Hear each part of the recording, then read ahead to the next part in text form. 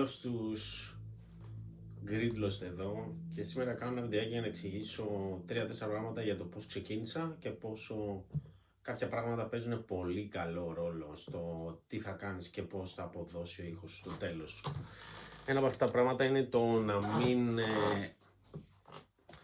να μην κάνεις πολλά πράγματα πολύ νωρίς. Εγώ ξεκίνησα να παίζω με compressor και EQ και plugins και πώς μπορώ να κάνω τον ήχο μου καλύτερο και κατέληξα να βγάζω κάποιους ήχους οι οποίοι τα faders του εδώ ήταν πάρα πολύ κάτω.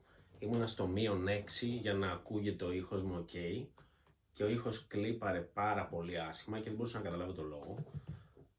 Και ένας από τους λόγους αυτούς ήταν ότι είχα το gain στο plugin πάρα πολύ. Όταν ήμουνα μέσα εδώ έχει ένα gain knob, αυτό εδώ, που είναι υποτίθεται στις κιθάρες σου βάζει περισσότερη παραμόρφωση, αλλά όταν είσαι στο στουντιακό θέμα, είτε είναι external είτε είναι από plugin, το gain σου δεν θέλεις να είναι πάρα πολύ, γιατί το δέχεται όλο ούτως ή άλλως. Το gain το θες πάρα πολύ όταν παίζεις live για να ακούγεται περισσότερη παραμόρφωσή σου εξωτερικά. Οπότε αυτό ήταν ένα τεράστιο θέμα το οποίο δεν το είχα παρακολουθήσει ποτέ. Όταν έβλεπα βιντεάκια δεν το καταλάβαινα και όταν το έκανα όμως ο ήχος μου έγινε ακόμα καλύτερος. Το δεύτερο πράγμα που έκανα που με βοήθησε πολύ είναι το double tracking, γιατί δεν έχω stacks, δεν έχω διαφορετικές κεφαλές να βάλω τη μία πάνω στην άλλη και να μπορέσω να φτιάξω ένα καλύτερο ήχο. Οπότε στην αρχή είχα βάλει μια κιθάρα που είχε φυσιολογικό gain, λιγότερο mid, περισσότερο treble και άλλη μια κιθάρα με τον ίδιο ήχο. Άλλο placement στις καμπίνες, οι οποίες είναι εδώ και έχεις κάτω, μπορείς να πειράξεις και τα μικρόφωνα στην καμπίνα πάνω και το που βρίσκονται πάνω, διαφορετικές γωνίες πάνω στην καμπίνα, και είχα πειράξει δύο διαφορετικά για να κάνω ένα ωραίο ήχο και είναι το πρώτο, δεύτερο και το τρίτο άλμπουμ. Το τέταρτο που θα βγάλω έχει πολύ διαφορετικό ήχο, γιατί απλά στη δεύτερη κιθάρα έβαλα πάλι την ίδια, έχω πειράξει λίγο το μπασάκι του να μην είναι τόσο πολύ και έχω κάνει ένα καλύτερο EQ για να ακούγονται περισσότερο τα drums και περισσότερο και κάπως τέλος πάντων μέσα σε όλα αυτά να παίζει και τον μπάσο. Επίσης, τρίτο πράγμα που δεν πρέπει να ασχοληθείς πολύ είναι τα plugins. Δεν χρειάζεται να κάνεις τρελή δουλειά ή να δώσεις τρελά λεφτά για να έχεις ένα καλό αποτέλεσμα. Αυτό που πρέπει να κάνεις και αυτό που είχα πάντα στο μυαλό μου είναι ότι πρέπει να κάνω εξάσκηση πάνω σε αυτά που ξέρω και πάνω σε αυτά που δεν ξέρω, ώστε να γίνομαι καλύτερος. Ένα plugin δεν θα σου φτιάξει τον ήχο αν δεν ξέρεις πώς να το χρησιμοποιήσεις. Οπότε το μόνο που έχω πάρει είναι αυτό το plugin του Archetype Nolly, του Neural DSP, και προσπάθησα μέσα από αυτό, είχα βάλει στόχους να φτιάξω καλύτερο ήχο.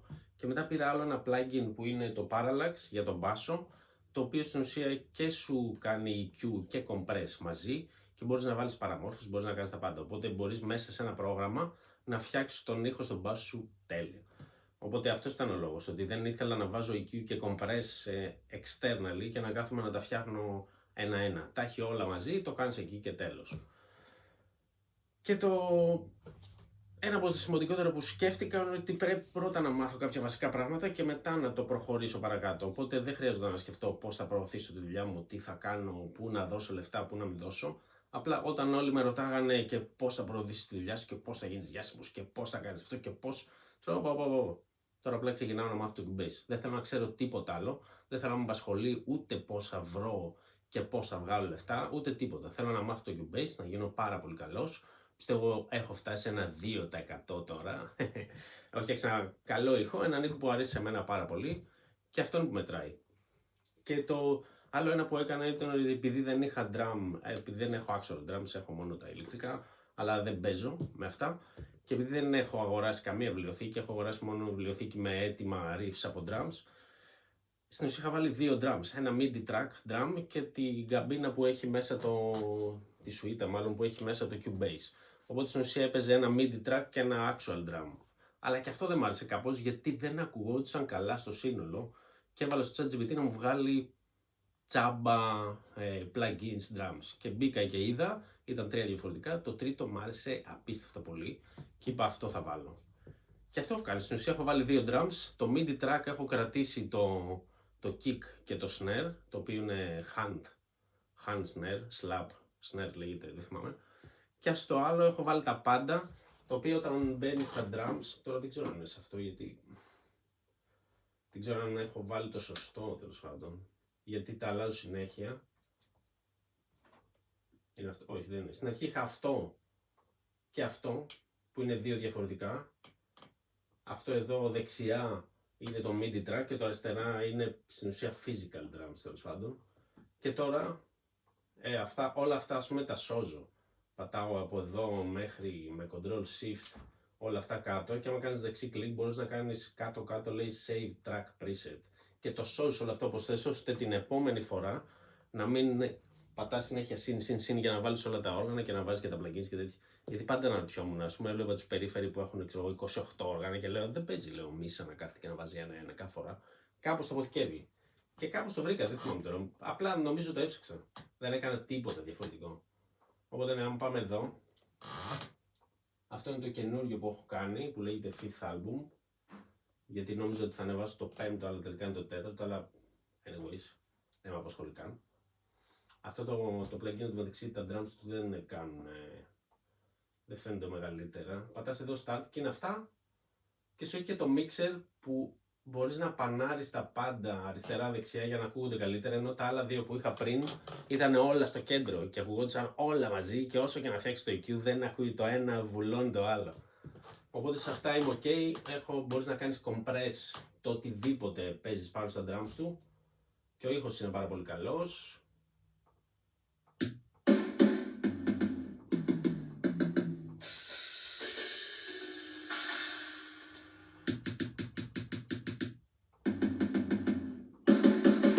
Μ' αρέσει το snare πάρα πολύ. Τέλος πάντων, και μαζί με το snare από το MIDI track, αυτά τα δύο ακούγονται τέλεια μέσω του ήχου. Και το πώς θα φτιάξεις τον ήχο να ακούγεται τέλεια στα δικά σου αυτιά, γιατί το θέμα είναι να αρέσει σε σένα ο ήχος και στους άλλους, θα το βρεις σε βάθος πορείας. Αυτό που έχω κάνει εγώ είναι βάζω ένα imager, το οποίο κάθομαι με ακουστικά, μια καλή αγορά που έχω κάνει είναι τα ηχεία, τα ακουστικά αυτά, με 320 ευρώ. Τα οποία έχουν και καλή ηχομόνωση, οπότε μπορείς να ακούς τον ήχο. Και αυτό το οποίο άλλαξε πάρα πολύ σε βάθος χρόνου είναι το πώς ακούω τη μουσική σαν producer πλέον. Το ότι ακούς μουσική δεν σημαίνει ότι μπορείς να ακούσεις κάτι που σε ενοχλεί στον ήχο σου και να ξέρεις τι είναι αυτό το κάτι και να μπορείς να το διορθώσεις. Αυτό το χτίζεις. Και μετά άρχισα να ακούω τα συγκροτήματα που άκουγα πριν και να καταλαβαίνω ότι μαλάκα εδώ έχει μπει αυτό και εκεί γίνει εκείνο και άκου πως ακούγεται και το μπάσο και το kick και το snare και οι κιθάρες όταν είναι βαριές και όλα αυτά. Όλα αυτά συνήθως μπαίνουν σε ένα μικρό εύρος συχνότητας και εσύ όλα αυτά πρέπει κάπως να τα διορθώσεις, ώστε να ακούγονται όλα μαζί και το ένα να μην επηρεάζει το άλλο. Και όλα αυτά τα άκουγα κι εγώ κάποτε και μου φαινόταν βουνό. Αλλά τώρα μπορώ να καταλάβω στο περίπου τι είναι και να βρω πράγματα που μπορώ να κάνω ώστε να γίνει το ήχος καλύτερος και αυτό που ακούς να είναι αυτό που παίζω. Νομίζω αυτά ήταν πάνω κάτω. Και θα τα πούμε στο επόμενο.